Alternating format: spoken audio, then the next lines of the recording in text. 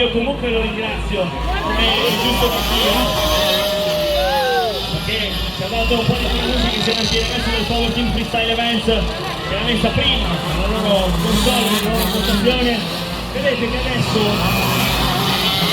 i ragazzi del team pestano sempre di brutto, come dicevo prima, vanno via tagli decisi, molto di spettacolo.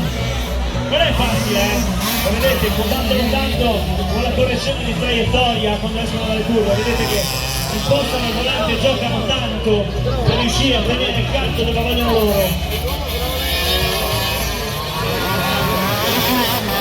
Vedete anche in uscita quando partono in spallata, litigano tanto col volante per riuscire a avere più controllo poi.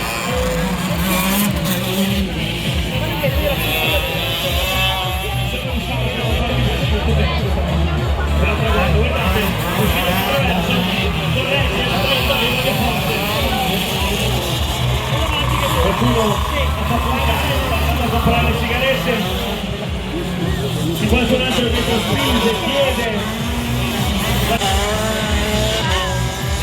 Se ci fate caso adesso che hanno preso confidenza di nuovo dal passato con i cazzi, iniziano ad arrivare come dei treni, arrivano più che come dei treni, come dei cazzo di aerei, sono dei terroristi perché arrivano in fondo come delle bombe, arrivano sulla curva e riescono a fare ancora più forte, perché si sentono più benzina, e alziamo le mani appena passano, grazie, 1, 2, 3, su, su, su, su, su, su, su, su, su.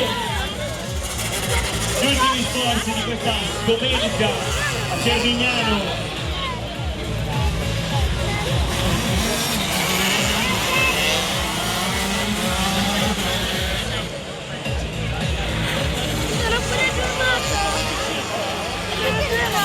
Vediamo intanto che arrivano di nuovo la staccata della rotonda, il porta della curva in uscita. Vediamo il risultato, con 2.36 che lo segue, cerca di inseguirlo, lo prende vicino al tornante, intanto il 24 scappa via forte, saluta facendoci in regione. Eccoli. 5, 2 tempi, 6 marce per la normalità, diciamo per la quasi totalità dei piloti. Quindi tanto difficile da gestire, molto rabbioso, sentite anche l'erogazione. Alex, è inutile che fai come odio cuore.